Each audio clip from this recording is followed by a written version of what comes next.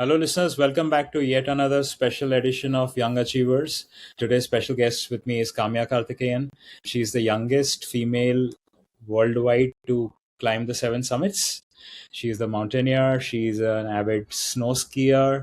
She's a Bharatanatyam dancer. There's a lot more to be explored going forward. Welcome, Kamya. Thank you so much for having me. My pleasure. So the story behind this podcast is Courage Talks, is my book Against All Odds. That's my father's biography. And when my father was narrating his childhood and his growing up days, he talked about multiple instances where he fought with a lot of courage. And that's what inspired me to start this podcast, to discover stories of courage in other people's life. In your whatever short life that you have had so far, what does courage mean to you? Courage to me is having the resilience to go through even when things get tough or even when you have doubts. Because a lot of people ask me when you're climbing mountains, aren't you scared that things are going to go wrong? And we've seen a lot of accidents with people who are very close to us up front in front of our eyes. There is definitely a lot of fear going into things like this. For me, after all these years of climbing, courage is having those fears, acknowledging them, and still choosing to keep going and keep climbing. Wonderful. Who would you look up at as a role model for courage? So many people. Of course, my dad has always been my inspiration with all things mountaineering. My mom as well, because she was never a mountaineer before me, but just because I had the curiosity to go and explore what the mountains were all about, my dad went and climbed mountains. She took a very tough call to take a 7-year-old daughter and go out into the Himalayas for the very first time in her life. There's so many people I look up to who've made my journey possible through so much courage on their own that I look up to. What are the very first instance of a mountain that you recollect in your life? There's quite a few. I mean, my parents have been trekking with me in a baby sling ever since I was maybe 2 or 3 years old. So I Okay. think I was born into the mountains. And my earliest memories are when my dad was posted in Lonavala. He's in the Indian Navy. And Hmm. we'd have a lot of trails in our backyard. So on the Okay. weekends, my parents and some of their friends, we'd just all go out on these small hikes. And my parents tell me that I used to, crawl up on all fours in all the muddy slopes of the monsoon and the Sahyadris. But Huh? those are some of my favorite memories. And even now, whenever I'm in Mumbai, whenever I go to the Sahyadris, it's one of my favorite places to trek. Got it. What was growing up like for you? The non-adventurous part of Kamya, what was it like? I don't think there was ever a non-adventurous part of Kamya. So my parents never focused only on mountaineering for me. They just wanted to expose me to as many things as they could. And my mom was always involved in a lot of fine arts and cultural things. My dad was always involved in sports and adventure. They kind of exposed me to whatever they could offer. I used to do a ton of things, and my mom used to call me a popcorn kid.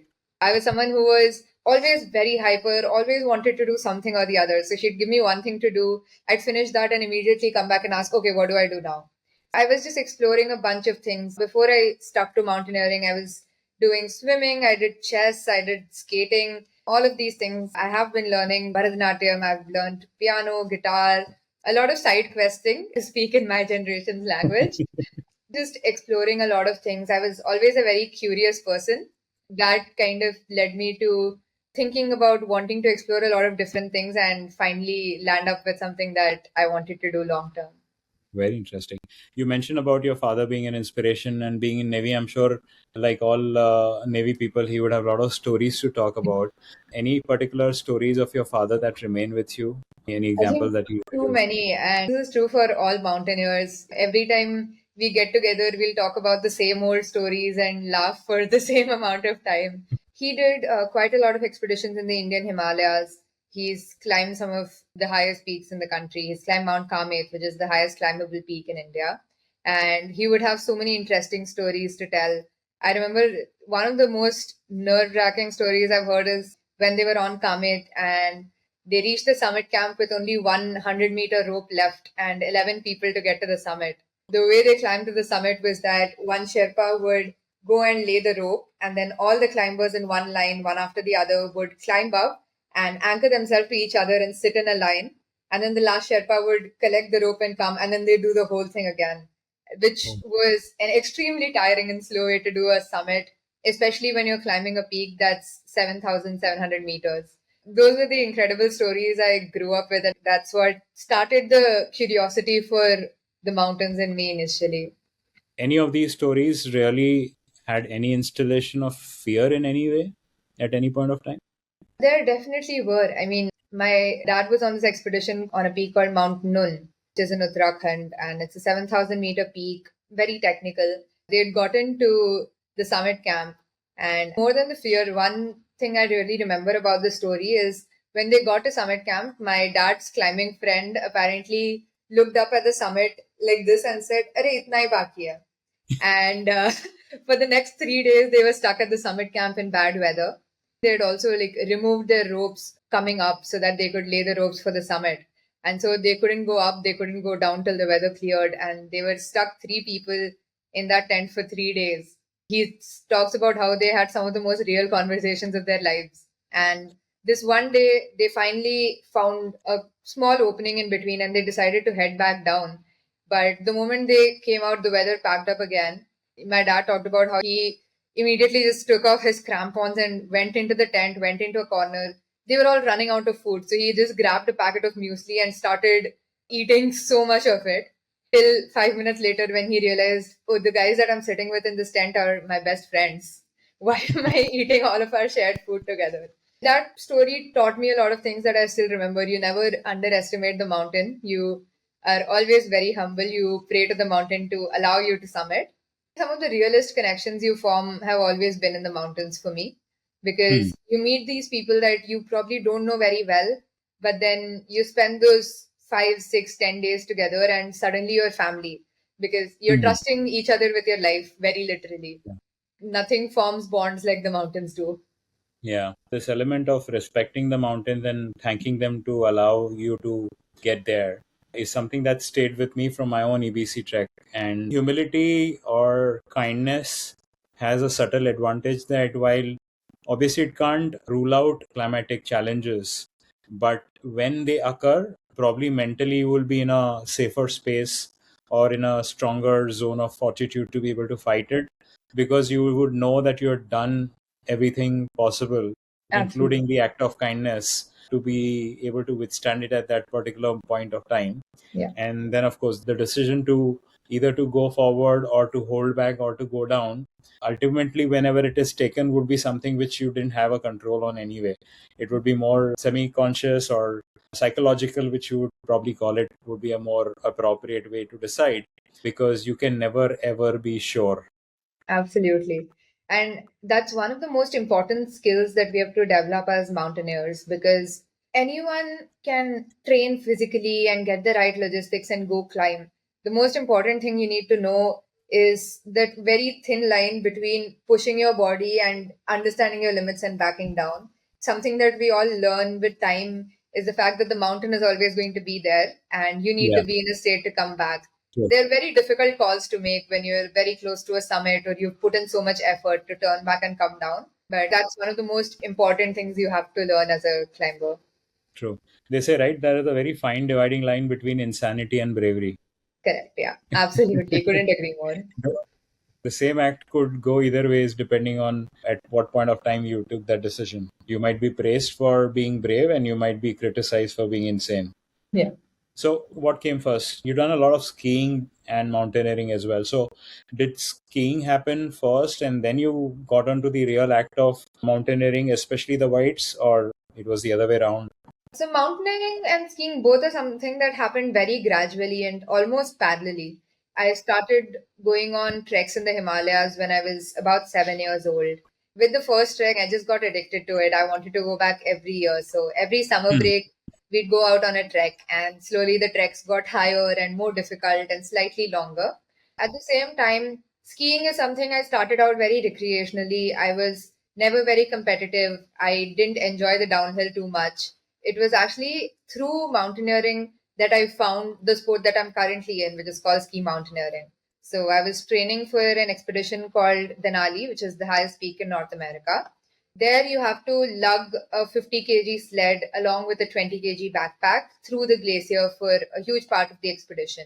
And a lot of people choose to do that on skis. So you have an artificial skin that goes under the ski for friction, and then you walk with that. Increases your stride length. You have a little more surface area, While going up. considerably deeper while going up. So we wanted to try out all our options. That's when I got into ski touring, and I was training in Gulmarg in Kashmir, and we heard about this sport called ski mountaineering, for which they'd held the nationals just 2-3 days before. That day, I went back to my room. I googled what the sport is about, and it's a very new sport. It only got introduced to the Olympics this year at Milano Cortina. It's been very new to India as well. When I read about the sport, I realized it was pretty much all I was doing except for faster and without 50 kgs behind me. So I started training for that more specifically. And the next year, I participated in Khelo India. I won 2 medals. This year again, I had a pretty good season. 1 medal at the nationals, 1 gold at Khelo India. Went to the Asian Championships and represented India. Went to a Youth World Cup.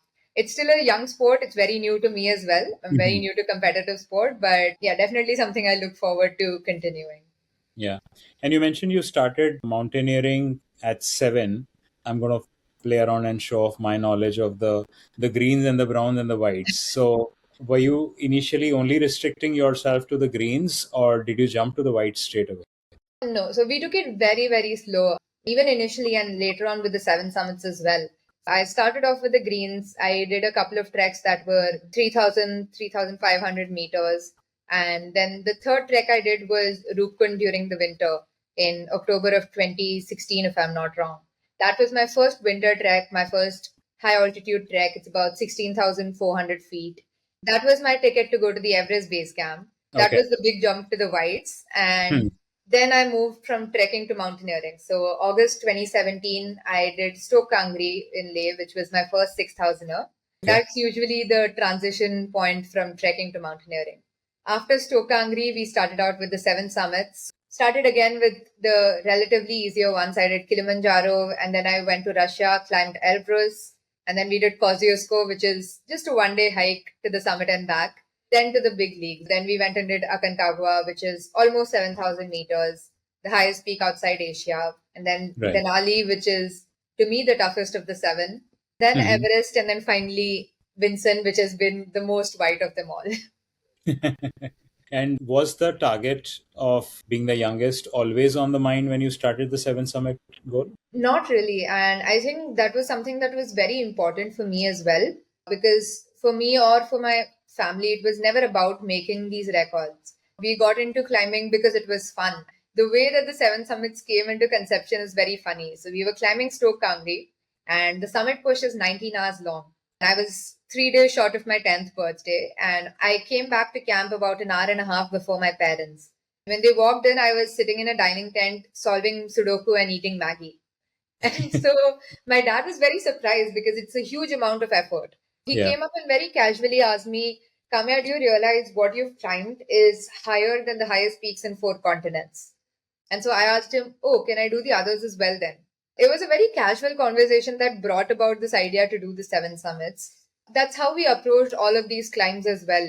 In fact, for most of the climbs, including Everest, I never checked the exact details of what record I'm going to break until I'd finished the summit and come down.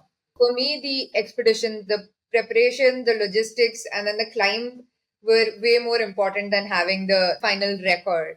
And records are going to break someday or the other. I think the experience is what we have to keep with ourselves. The only time we actually went into the details of looking at the records was when we had to appeal to sponsors for support for the expedition. You mentioned about wanting to achieve these after you completed Stoke Kangri. An important question which is coming to my mind is how critical is your age in this whole discussion? I'm 50 plus, you're 18.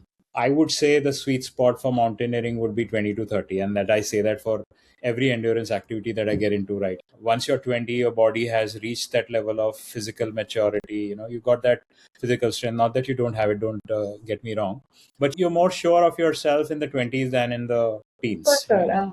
So apart from the young youth energy advantage that you had, does mountaineering at the age that you do give you any subtle advantage or edge over anyone in the 20s? I don't think so. And I don't think it's intrinsically something about your 20s to 30s, at least mentally, that makes you better at endurance sports. Of course, Okay. physically, your abilities get much better. I think I have a lot more to give in the coming Hmm. years. But the mental strength to be able to make the right calls, to have the kind of resilience to keep going when things are not very comfortable, that is something that comes with just doing it time and time again. And I Hmm. always say this, mountaineering at its very core is just about being comfortable with discomfort. So Hmm. that is something that just comes with habit. For me, because I started slow and I went very gradually and I kept doing it very periodically. It wasn't something that I did in one spurt. That got me used to having the same kind of resilience that someone else who started maybe at what age I am now and was climbing at their peak when they're 23, 24 would probably have. So it's more about the time you spend doing something rather than when you started doing it. It's nothing got to do with the kind of experience and life I've lived till that point of time. I would be able to better utilize my strengths and my abilities, probably because I've gone through more experiences. That's For it. sure. Definitely the kind of lived experiences people would have play a lot into just how you take decisions. And I see that even in the way, say, me and my dad climb. The way I've learned to be a mountaineer is all from him. So we have very similar ideologies about climbing. We're both very conservative in our approach to mountaineering. But at the same time, I am maybe ready to take a little more risk because I'm only responsible for myself. Once you're a little bit older, you have other responsibilities. He had the responsibility of having a daughter with him on the mountain. So the Hmm. kind of decisions he took reflected all of that as well. Those dynamics definitely play into it. That's a good point that you mentioned, that the fact that he's also responsible for you apart from himself.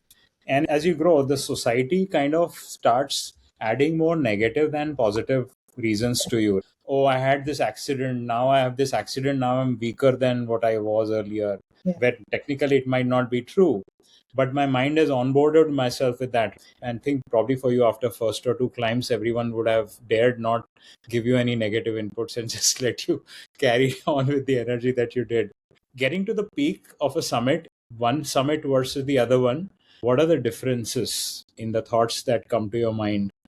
For me, every summit has been so unique because the challenges we've had with every climb have been very different. With Aconcagua, it was a lot of satisfaction because we'd gone through so much. We'd spent 2 weeks fighting a court case in the Argentinian High Court just to get a permit. And Oh then man. we'd gone till the summit camp and then gotten turned around because the guides didn't want to take a risk with a young climber. And even though we were doing fine, so we came down to base camp and then we'd gone an entire second time, climbed the mountain almost twice, and then we were getting there. All of that effort made that summit so much more special. With Denali, for me, the best part on Denali was not at the summit. Of course, when I reached there, I thought it was the summit. But what had happened was there's 7 guided companies that allow guided expeditions on the mountain. And we'd written to them throughout the 2 years of COVID, but none of them were ready to take a 14-year-old Indian girl, despite them having led 12-year-old American girls multiple times on expeditions before. So we ended up going on an unguided expedition. It was just me, my dad, and 2 other Indian climbers. When we got to the summit and came back to the summit camp, a few of the guides from these teams came and said, our operator probably made a mistake by not having you in our team because then the record that you made up there would have been in our name. For me, that was the highlight of that entire expedition, all that effort we'd put in. For Everest, it was just something that I can't describe in words because it's a dream I had personally seen for 7 years since I first went to the base camp. It's a dream my dad had seen for many more years before that. And it's just such a big aim in every mountaineer's life. It's just absolutely indescribable to me. And Antarctica was just, I think, a lot of nostalgia because that was the last of the 7 summits. It was 7 years of consistent work and expeditions coming to this one big milestone. That summit, I was just recounting all those efforts, all that struggle we'd had for every single expedition in the past, and all of that coming into that one summit. Every summit has had its own set of feelings that you have. The one commonality is every time you reach the summit, there's a lot of gratitude for the mountain for letting you get there. And My dad and I always carry a small idol of God that we keep at the summit and thank the mountain and pray that they'll let us go back down safe. So that's one commonality. And the other is no matter how much you're enjoying the summit, one part of your brain is always thinking about how do I get back down safely. So that's always there at the back of your mind. You're always thinking about the return route. Yeah. And obviously, stories about Everest taking care about when you're coming down is been talked a lot. Is that true with every mountain that coming down can really be much more dangerous than Oh, while going up? absolutely. So most of the expeditions and mountains happen on the way down because a lot of people, once you've reached the summit, you have a lot of adrenaline while getting there, and then suddenly that's done. And so people tend to lose focus or they're too excited, they're not paying attention, and that can cause a lot of accidents because something as small as you have two carabiners that you put onto the main row, and the order in which you switch them out when you reach an anchor could mean this difference between you staying safe and falling down a huge slope. So the smallest of things matter. You already walked 8, 9 hours, maybe all the way to the summit. You're fatigued, your adrenaline is gone out, you're tired, it's probably getting dark, your fingers are cramped from jumaring up all the way. All of these things keep adding up and accumulating. So you have to be 10 times more focused on the way down to make sure you get there safe. Logistics wise, you did cite some of the examples of the kind of challenges that you faced, but health wise, any of the summits had anywhere where you had any health issues or a scare? Thankfully, not on the summits, but I did an expedition to the South Pole last December. I did have a few wind injuries and a frostbite on my nose during that time. It was a very Actually, because tough of that. thing to deal with because that was my first expedition without my dad. So it was just me, and both my parents were back home. Day three of the expedition, I have a slight wind burn because the winds are very strong as you walk towards the pole. It wasn't too harsh, but we sent a picture back to the doctors at the base. Unfortunately, we'd taken the picture inside our tent. And the tents are orange or red, so they reflect on you and they make the injury look a lot darker than it is. So Got it. the doctors thought it had already progressed to a much more severe frostbite. So when we called them the next morning to give them our morning update, they said, we need you to stay put because we're going to send rescue. We don't want you to continue working like this.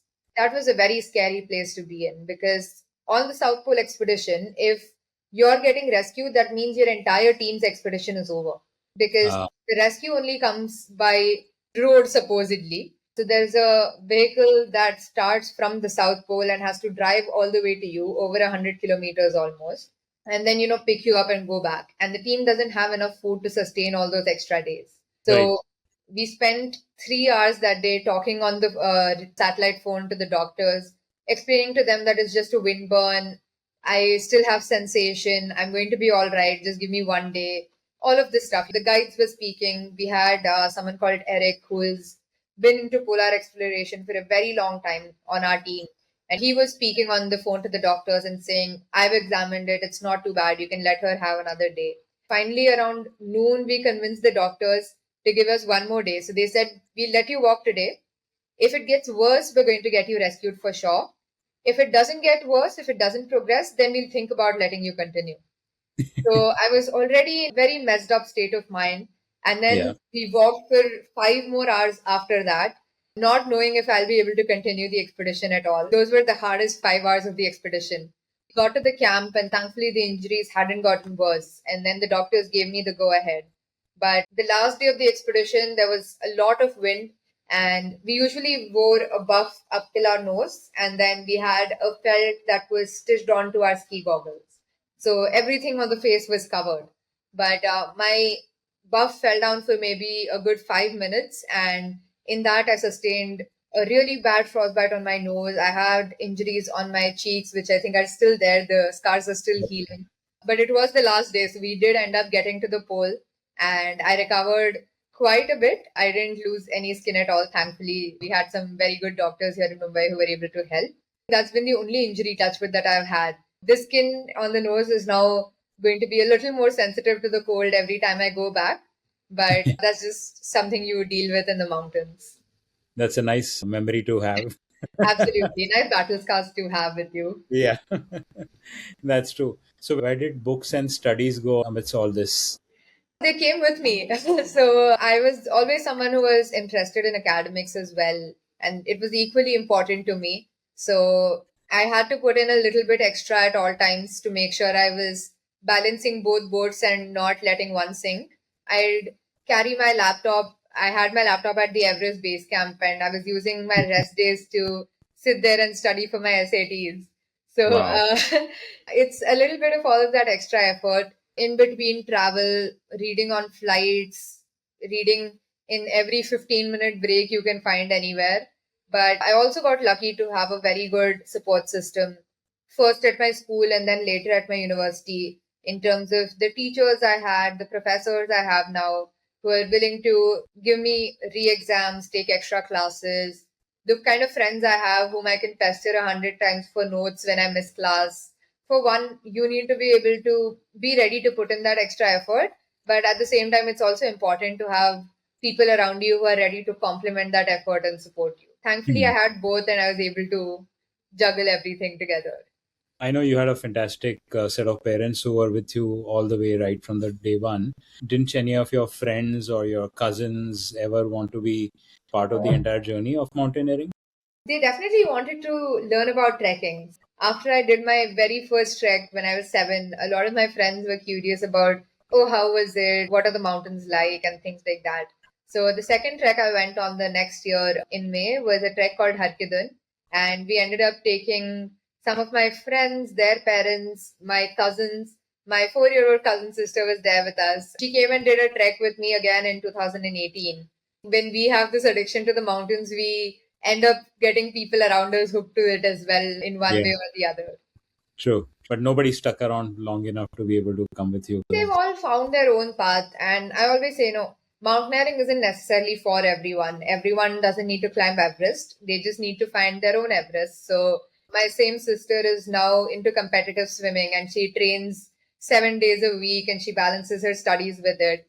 Mountaineering or any sort of sport for that matter teaches you a lot of life lessons, and there's a lot Hmm. of things you take away with it. So I think even Yeah, one experience in the mountains is good enough to learn all of that. right. And how did the whole college selection journey go? I mean, was Shivnadar always on the cards? You had bigger aspirations, bigger dreams. What happened? Just walk us through the entire process. So I had a lot of conflicting aspirations. Like any other 17-year-old, I was very confused about what I wanted to do. Shivnadar was always on the cards because I'd heard great things about it from my own peers, my seniors in school. I did want to apply to universities abroad, but that didn't end up being a very viable option. Being in India has been so much better for my training, for the logistics, just the way that we planned all our expeditions. So I don't think that is something I would change at all. And Hmm. of course, there were other universities that I had applied to, but Shivnadar had been and has been very, very supportive of what I'm doing. I got a great scholarship from them. They've given me waivers on attendance. The campus is very conducive for an athlete training. All of those things make a huge, huge difference when you're training for something like this. So, more than anything else, the environment there is what made me choose to go.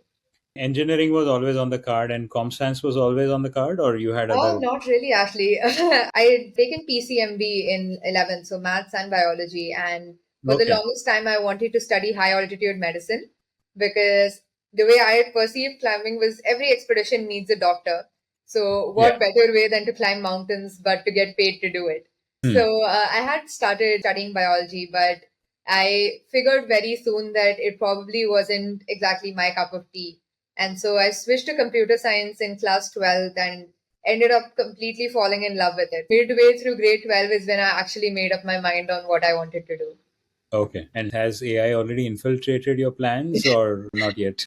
To some degree, I mean, we use AI as part of our courses. We're taught to use it for things like our projects. It has made its way to things that used to be done by the students with our own brains and minds. But I don't think it's infiltrated way too deep right now. And of course, mountaineering is always going to be something that only humans can do. So that is a field that remains very safe from AI for now. No AI computer is planning to climb Everest anytime soon. Yeah. That's true. So apart from South Pole, you have an expedition to North Pole also due, been delayed, or what's the plan? So the North Pole has been a very interesting expedition. It hasn't happened for the last 7 years now because of geopolitics. The expedition works out of Russia. The pilots who used to be able to fly to the Arctic were Ukrainian. So when the conflict started, the operations kind of shut down. The conditions have been getting worse year by year because of global warming. The Arctic ice melts sooner and sooner every year. Then the season to go to the North Pole keeps thinning. Last year we were supposed to go and all the preparations had been made, and they make a runway on the ice. So they airdrop bulldozers and people and they construct a runway on the ice in the Arctic. One Mhm. week before the first team was to head out, the runway cracked, and so the entire season was called off again. We're Oh, hoping that next year is the year that it happens. If it does, that's probably one of the last times people are going to be able to ski to the North Pole with the way that the ice is melting right now. So the plans are contingent on a lot of things. We're just hoping everything aligns. And that's something that's happened for us in the past. We just prepare, train for our best, and hopefully things align along the way somehow. well, I would like to think it this way, but this airstrip is not being laid just for you. So Yeah. what is this group like, and how many people are we talking about here who want to be on this expedition to So the North Pole? usually the teams are about 10 to 15 people along with guides. But there has been a long waiting line for the North Pole now. A number of people who've done the Explorers Grand Slam, the seven summits and both the poles, has Yeah. remained stagnant at 75 or 76 for a very, very long time. A lot of us are waiting to just finish the North Pole. If I'm not wrong, the count is somewhere to the tunes of, I believe, at least 30 or 40 people who are waiting to do the North Pole, if not many, many more. I could be way off here. But each team, just to make sure that we're doing it in a way that is conducive, that we're able to properly split all the team resources, is usually about 10 to 15 people. So the aircraft size is not being expanded as the number of people applying is increasing, right? No, they might end up running a lot more trips up and down from Murmansk, Spain, Russia, though. So whenever you get the chance, you're just going to leave everything and run and do it, or you'll just evaluate based on when it opens. So the season is usually in April, and for 6 months, of course, the North Pole is covered in darkness. The peak season for when we're able to go to the pole in temperatures that are somewhat livable in is from the first week of April or so. Last week of March is when they set up all the logistics, and then we all fly out. So Okay. hopefully next April we'll be on our way skiing to the North Pole. And once you do the North Pole, what's coming up next for you? That's going to be at the end of the Explorers Grand Slam, but I want to focus on a lot more Himalayan climbs after that. Of course, the 8,000ers are definitely there, as many of them as we can climb. There are only 9 that Indian climbers can attempt, 5 of them are in POK. Apart from the 8,000ers, I think there's a lot of very tough, beautiful technical peaks in India that I would love to climb. A lot of them that haven't been climbed as much. So those are definitely on the cards. What is it about mountaineering that you learned which has kind of humbled you, which has kind of softened you? When I initially started trekking, like any other kid, I used to always rush to be the first one to camp. I always wanted to be at the front of the pack, always the fastest. And I used to initially think of it as a race, but I learned very, very quickly that mountaineering isn't about a race, right? You're not competing with anybody else, and you Yeah. surely aren't competing with the mountain. The only competition is with yourself. I learned how to pace myself, and the mountains humble you automatically. I don't think it's something you have to put effort into, because when you're standing there with the mountains, you realize that in that magnitude, you're absolutely nothing. One day of too much sunlight and a huge 2 story tall block of ice could just fall on you, and that would be that. You're at the mercy of nature completely. So I think the mountain itself teaches you a lot of humility. Been through these experiences yourself, what has been the driving force of what would you want to give back to the mountains? In what form or shape would you want to ever give back? I would want to give back to the mountains by just getting more people there and people who are actually interested in it. We see a huge rising trend, a very unfortunate one, of people who aren't mountaineers, who haven't gone through a very gradual, slow process, just wanting to climb Everest because it's Everest. It's very harmful. We've seen the kind of numbers that are coming in at Everest these years. It's not the kind of numbers that the mountain can handle. And thankfully, there are now restrictions being put in place on what can qualify you to go climb Everest. But I would want to introduce a lot more people to how to go about doing things a lot more gradually. I think I could have possibly had the physical ability to finish the seven summits in 2 years or 3 years. But the process of doing it over 7 years is what taught me so much. It shaped who I am as a person today to a huge degree. Talking to people about that. But also, I don't think a lot of people realize how beautiful the Indian Himalayas are. Even the trekking community in India, so many of us want to go to Nepal to climb. And Nepal has beautiful mountains. They've done so well with their mountaineering industry. That is something that India lacks, which is why people aren't able to explore our mountains. So that is definitely something I would want to work on to bring more people to the Indian Himalayas because Hmm. we have some beautiful technical peaks. We have lower Himalayan treks. We have challenging 7,000 meter peaks. We have everything you could ask for from the mountains. And we have a Hmm. very long stretch of the Himalayas. Bring more people to the Indian Himalayas. That's something I definitely want to do. Very interesting. I know this question should have been addressed to your father, being underage that you are. Mountaineering is an expensive sport. I appreciate the fact that your parents have gone all the way. Have you felt that expense part? Absolutely. We initially started it only as a passion project and because I was interested. And so my parents spent out of their own savings for our initial climbs. But it's a very resource intensive sport. You have all of this travel, you have to get logistics up to the most extreme places in the planet. You need the best of equipment. All of it is not cheap at all. Finding sponsors as mountaineers is something we found difficult because it's not an audience sport, it's not competitive. It's an experience more than a sport, it's adventure. That is not something that is very sellable to people. But we've always believed, like I said, that if you give your 100%, things will align. And we have been lucky enough to find a lot of well wishers and supporters along the way. Things have fallen in line as close as 1 week before we went to Everest. 1 week before we went to Everest, we were at a deficit of about 15 lakh rupees for our expedition. And one contact that we found during a training run in Mumbai and someone that they knew came in and helped us with that just 6 days before we left for Nepal. Yes, it's very difficult. My parents and I have spent so many nights just staying up, trying to find people to reach out to, writing cold emails to hundreds of people, maybe two or three of them resonate with what you're doing and write back. It's a very arduous process. It's like climbing an Everest before you climb Everest. But I think it's all part of the process. Hmm. And hopefully, if the current generation of us mountaineers are able to put in this bit of hard work and establish a sort of community which is ready to come and support things like mountaineering for Indian climbers, then people like me, young mountaineers like me, will be able to get that support much more easily and in a much more accessible way when we're older. And the newer generation of climbers are able to find it easier as well. A couple of most unlikeliest sources of finance, the stories of I which think still remain with you, especially you would want to like give an add-on credit on the. so many. My entire South Pole expedition was supported by Bislery's Vedika brand, which is a Himalayan spring water brand, which also fell through just friends that we met at an event. One of my first sponsors was Badsha Masala when I went and climbed Denali.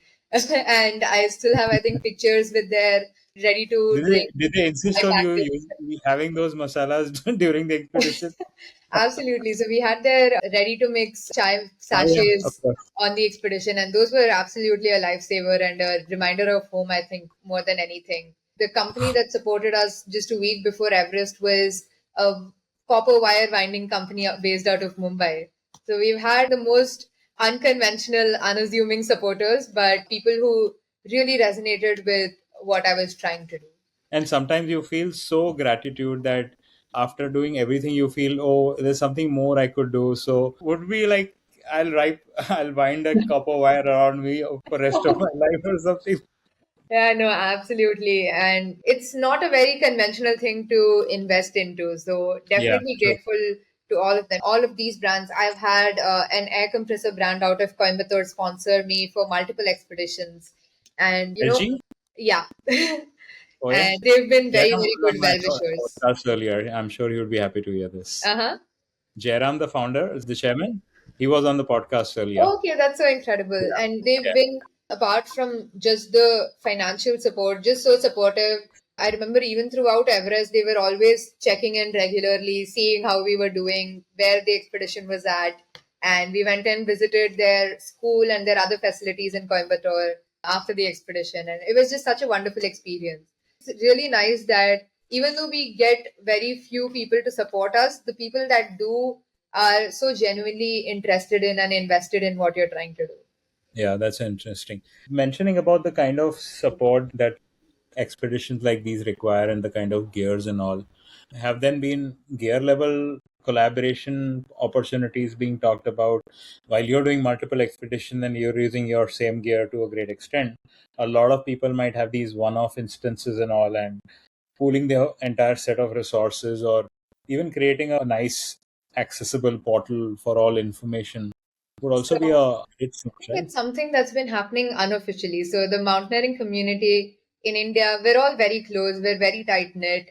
All the Everesters meet for a conference every single year. We're Oh, connected over social media and we're all very close to each other. So in fact, I've shared so much equipment with people. So the down suit that I climbed Everest wearing was not my own. It was from a climber called Nisha who lives in Baroda. And I was much smaller when I went and climbed Everest.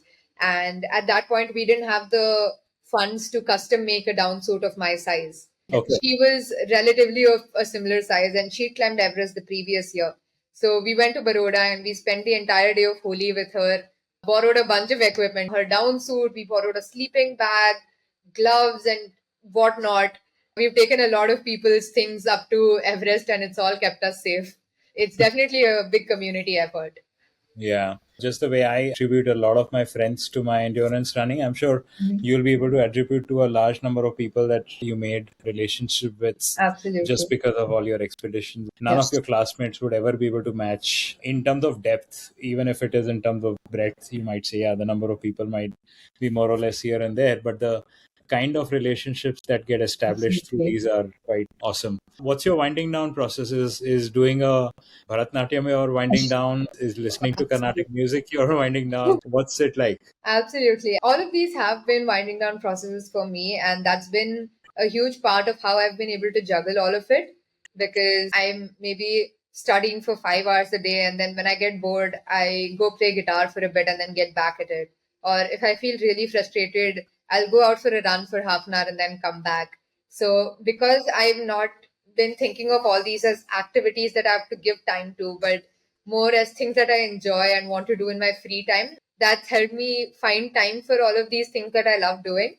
So even when I'm on campus at college, I'm able to find time to do my academics, but also go practice dance with a friend of mine, play guitar in my room with my roommate, or go have mock debates with my team.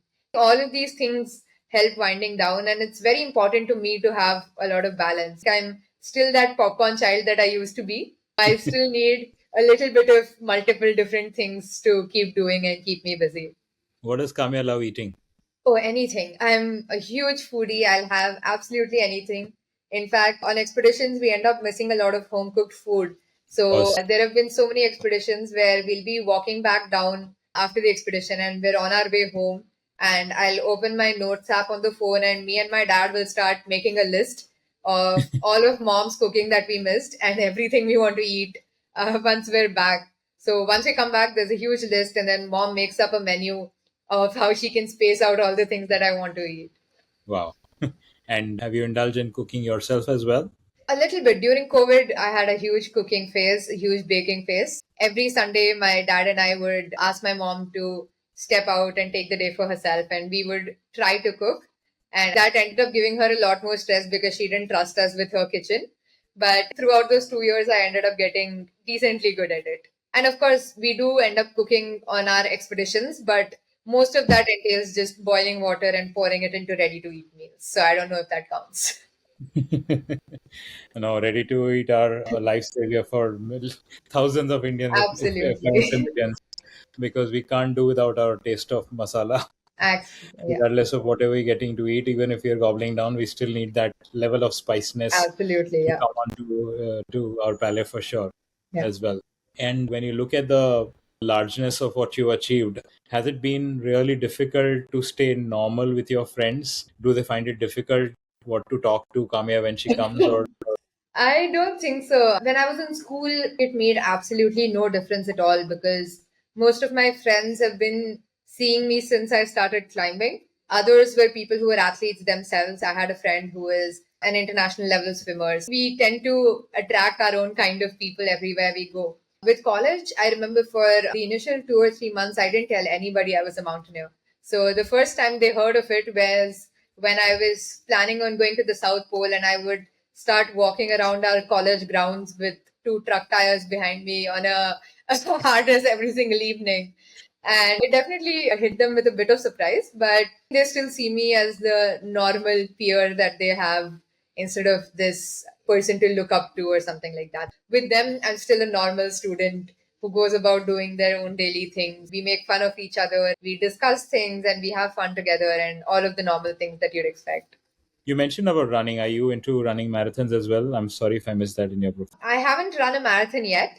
Running has been a huge part of my training because it trains the legs, it trains the lungs. That's the two most important things we need for climbing. I initially started running only as training for mountaineering.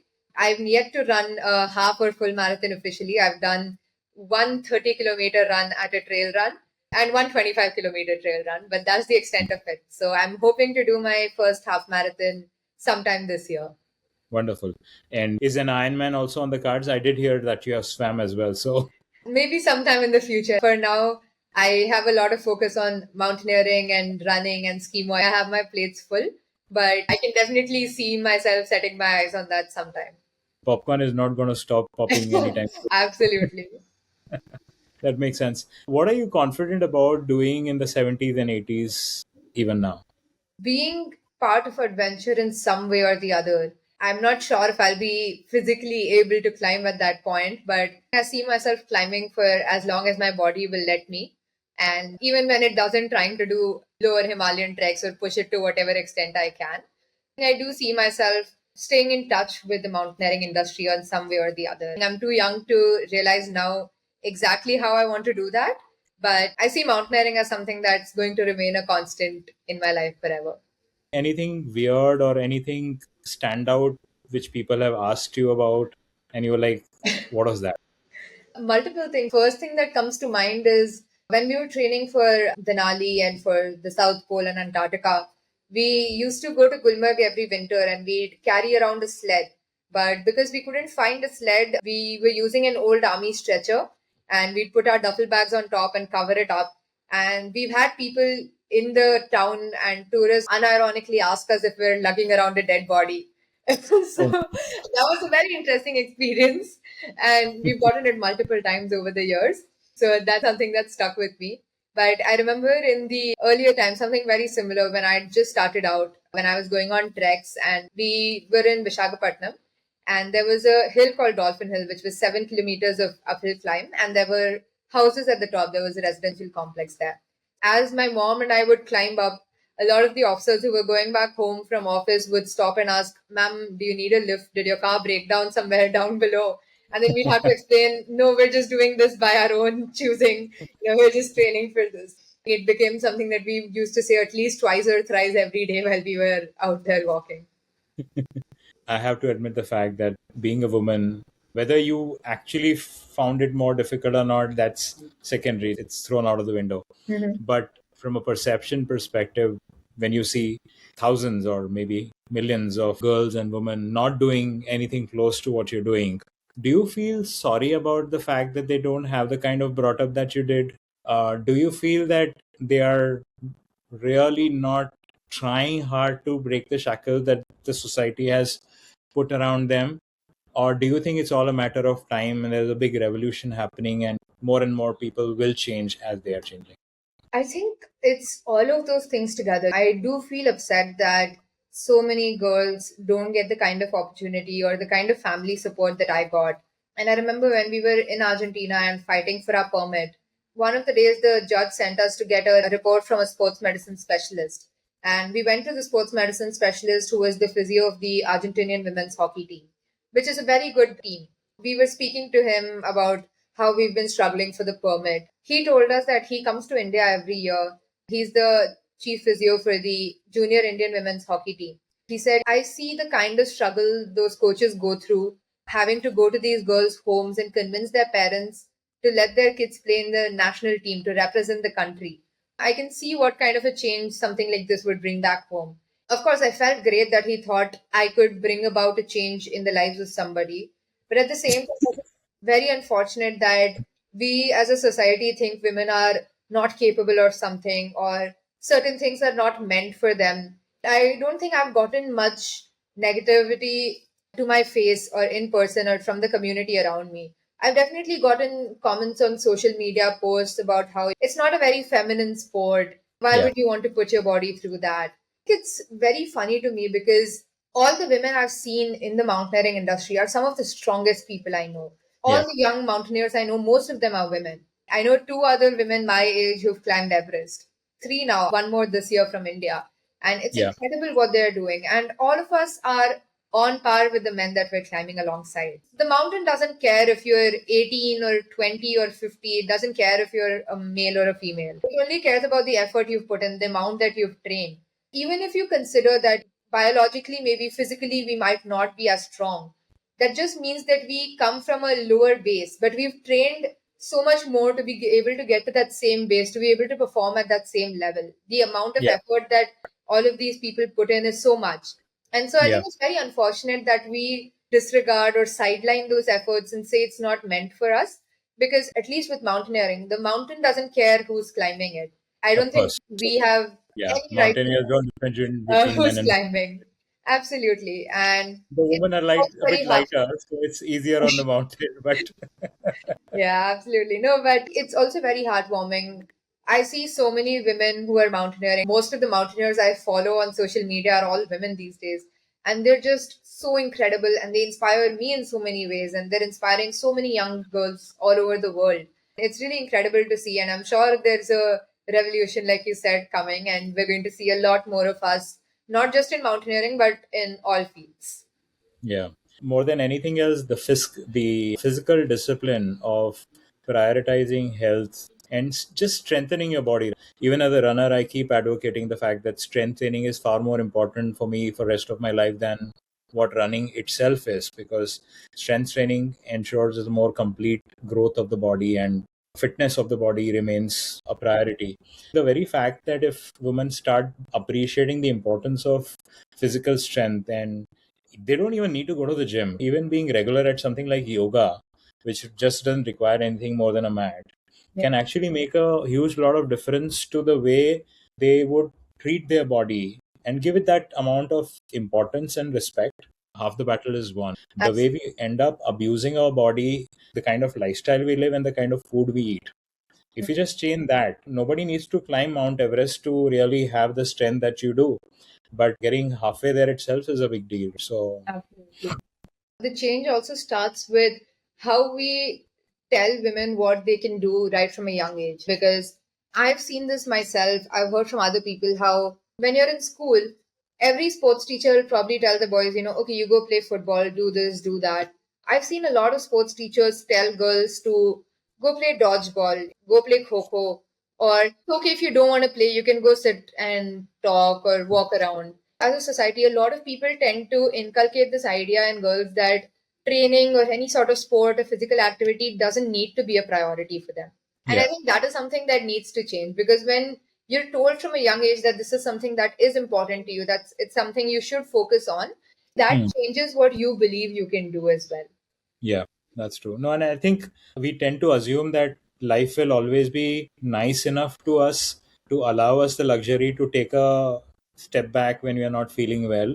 in reality, it's not the way it is, right? I mean, it's a critical time for you in the month. And if it's Wimbledon final, you're going to go and play the Wimbledon final. You're not going to excuse yourself out of it just because the award is big enough. So why do you wait for a big enough award to change you? Why don't you present yourself with a equally big award and get that change in sooner rather than when life forces you to as well? For sure. So no, I think I'm done with my set of questions, and been a fantastic experience. I know your father made me wait for almost a year, if not more. Yeah.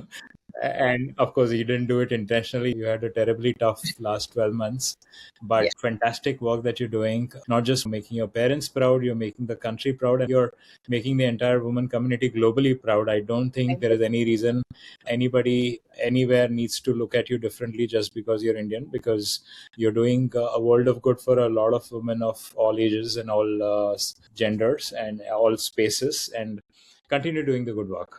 Thank you so much. And thank you for this platform as well. I think it's incredible what you're doing, bringing together so many young people doing incredible things in their own ways. It's so important, like I said, to show people what is possible so that they can also start to dream of it. This Yeah, is such platforms play a very important role in starting those conversations as well. So thank you so much for having me. great. Thank you. Thank you.